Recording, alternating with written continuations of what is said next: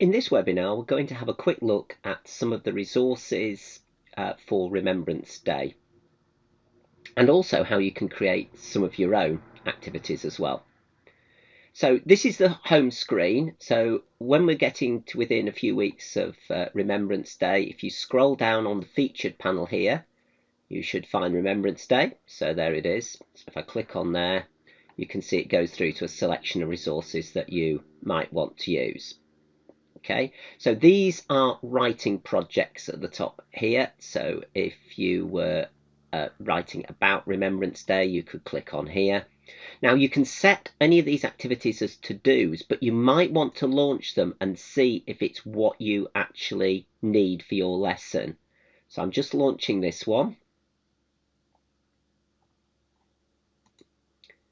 And you can see it's set up as a template.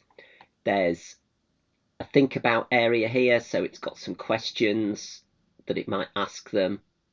It's got a sentence starter there as well, so if we click in here and we look to add that text, it would add the text from there. You can also add speech in here, so if any of the children find that difficult to read, you can record your own voice in there.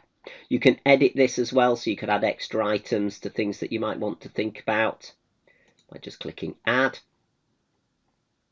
And you can also save this as a separate file for use at another time. You've got clip art over on this side. And again, if you've got some of your own photos from the way your school has celebrated Remembrance Day, you can just go add clip art here, and you could choose a file and you could go and get it from your computer. Okay, so you can customize this if you wish. You can also add a checklist if you wanted them to remember key facts, key things that you wanted them to make sure that they've done in this piece of work. You could just add items here and list them. So when you've got it as you want it, you can then just click on the big button here, click save, and save it into your work folder. So if we call this just Remembrance, that's gone into my work folder. And if I go to my work folder, I'll then be able to set that as a to-do.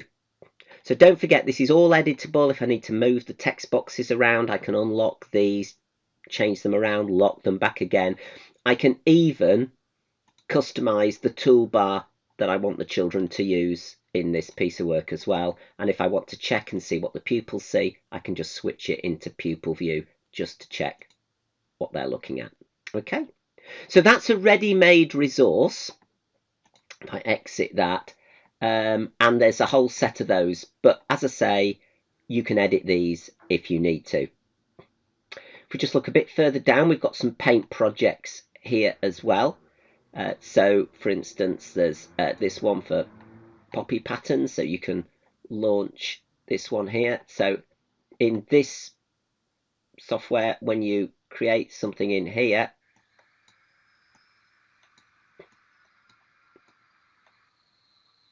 anything you put in here will replicate across all the different squares. I can change the number if I need to. I can add extra things, and then again I can just save it as well if I wanted to. Exit that. If I wanted to set that as an activity, again I could just set that as an activity for my class straight from there. There's several other ones in here, including things like mash cams as well, where if you wanted to do some empathy about what it might be like to be a World War II pilot, they could write about their experiences here. They could even record it, but if they click the camera button, that will activate the camera on their device, and they can take a photo and add themselves into this blank area here. Okay, so that's mash cams, and again, they've also suggested other creative tools that you might want to make. So these are the resources that are already made, but as I say, you can customize, edit, differentiate these if you wish. What I'm going to go on to next is to look at some of the other resources that you could use in conjunction with Remembrance Day. I've mentioned the fact that there are resources that are already built, but you can easily make your own writing activities.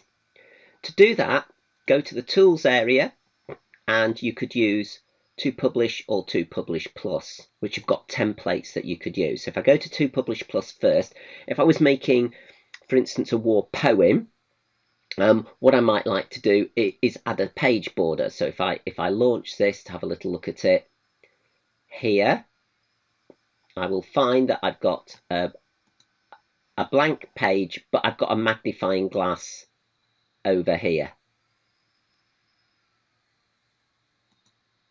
If I click in the magnifying glass, I can actually create my own picture. So if I wanted my own poppy in there, I have to excuse my very poor hand-eye coordination. Just fill that in maybe like that. Maybe centre of my poppy. Maybe poppy leaf. Like that. And then again, they can begin their writing in here. It just personalises it nicely for the children. So that's quite a nice one. That's a blank page border here. Let's just have a quick look in To Publish Plus. Again, there's lots more templates. So if I wanted to create a newspaper about Remembrance Day, I could use a newspaper template. Or if I wanted to do a diary, I could use that. In this case, though, what I'll do is I'll go for a blank template. So I've wanted to make my own from scratch.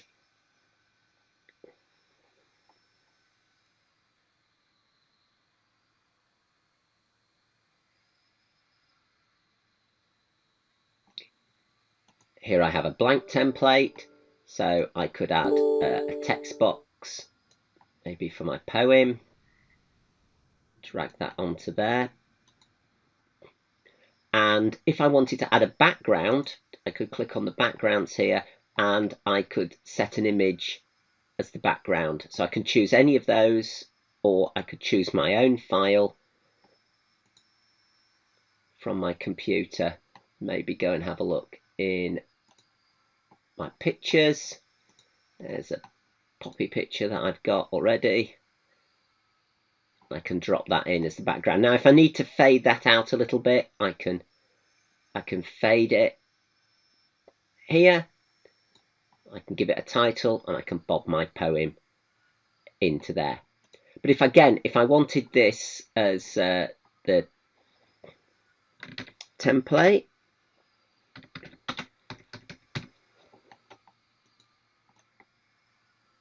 I can add my war poem in there, maybe center that, maybe increase the font size a little bit. Okay. And if I wanted to set that for the children, I could then just click here, save it. Call it poem.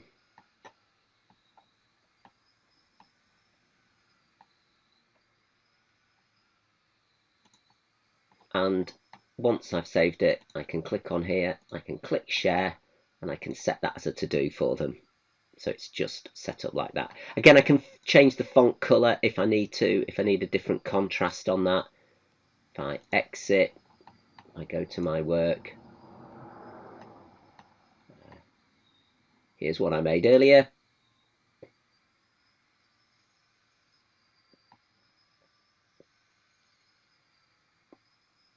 And I've just copy and pasted poem into there. Okay, so you can create your own resources using the publishing tools there. If you've got Serial Mash, our reading books, if you click on the reading area here and go to Serial Mash, we've also got a couple of books that you might find useful. So here's one of them, Nightfall on the Somme, and you can see each chapter has a whole set of resources that go with that particular book. And I'm on chapter 2 at the moment. If I scroll on down, one of the activities here is to create Neville's diary entry. So again, I could have a little look at that. And that could be writing a diary entry from a soldier on the Somme. And you can see, as the activity that we had before, we've got think abouts to help them think about what they might want to put in here. But if you want to add a checklist to this, or if you want to modify it, you can do before you then set it as a task.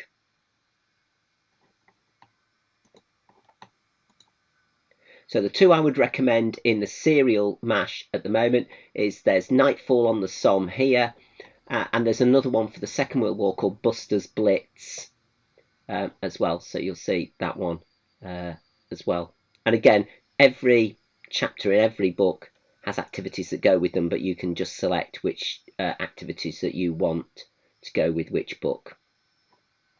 Okay, so that's if you've got Serial Mash. You could use that, and I'm just going to go back to Purple Mash here. Another activity you might like to look at is creating a game. So again, if you click on the Tools button here, you could go down to 2DIY 3D, and within there, if you've been talking about, for instance, the First World War, they could create their own First World War game. And here, again, you can add walls, which we could make into trenches, because each of the walls you could just change the image. I'll click on the little clip art button there, and I could go and choose my own file. So I'll just show you one I made earlier.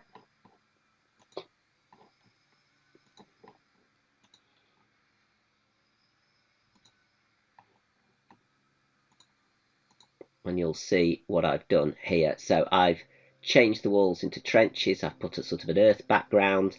There's bomb craters. They've got to collect their gas mask, and they've got to collect them satchel here. So if I click on the play button here, I could have written instructions. You've got to collect the gas mask and the map bag to complete your mission.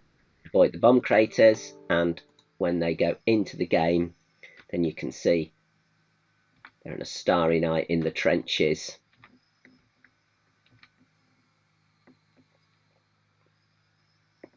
Can go on their mission to collect their objects. There's my gas mask.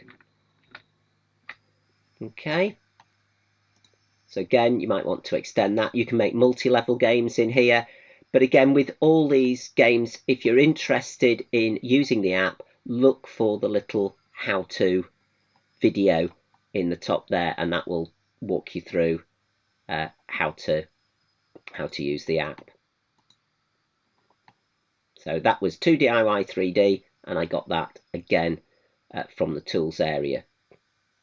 The other thing that you might want to do if you wanted to discuss and comment on what you've been doing for Remembrance Day, you might want to use the sharing button up here, and you might want to create a blog.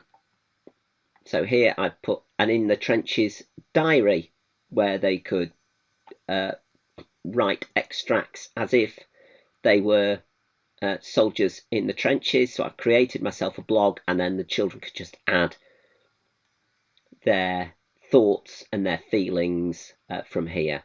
Don't worry about children adding things that you don't want them to. You have to approve everything as a teacher that goes onto the blog, but that might be a way of collating ideas in there. So that's creating a blog.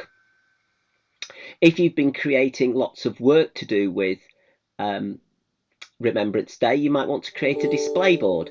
So again, if you click the display board buttons under sharing, there I've made one called Remembrance Day Art, and you could have put all your great art creations into your display board to view those. And then you could share those with parents. Sorry.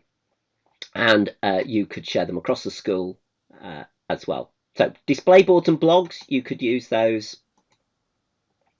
at will too. And if you wanted to generate a bit of collaboration in the lesson, if we click on the tools button there, we could use, for instance, To Connect, which is a great way of generating ideas from the class in real time. So you can just click on To Connect, you can launch the app here, you can use one of the templates, or you can just go for a blank one here. So it could be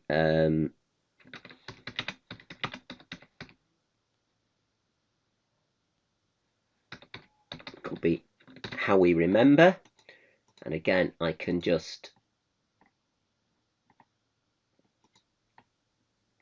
give this a colour if I want to. I could add a picture to it if I wanted to, so I could maybe go to plants. Got that. There we go. That's a poppy. Green. Okay. And then if I want the children to be able to collaborate on that, I just click on the little sharing button there. I'll put it in a class. Call it Remembrance. I'll put it in my class folder. You can see it's now interactive, and the children will be able to contribute to this from their individual devices, whether they're iPads, Chromebooks, laptops, etc.